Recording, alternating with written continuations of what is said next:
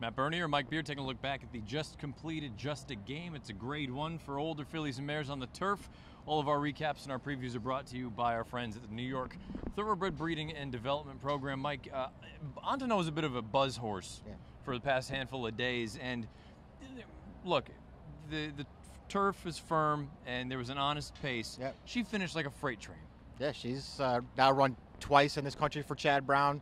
Pretty impressive finishes in both of those races. She came flying up the inside here to close down this race. She had a pace to run at, but still, she was really the only one finishing with anything at the end, and she actually won this race very easily. And that's kind of why I don't want to say this was a pace-aided victory, because the first and second place runners throughout, they were the ones that finished first and second. Sassy Little Lila, credit to Brad Cox. We probably should have known that if they chose this spot, they had to be quite confident with her. She went out there, set a legitimate pace. Dickinson got a beautiful trip.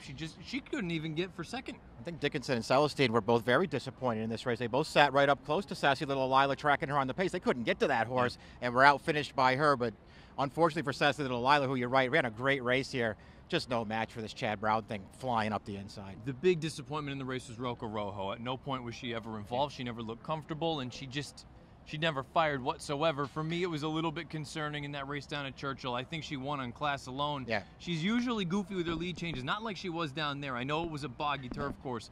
She was terrible today. Yeah, in a race that set up really well for a closing style, too. She just didn't have anything.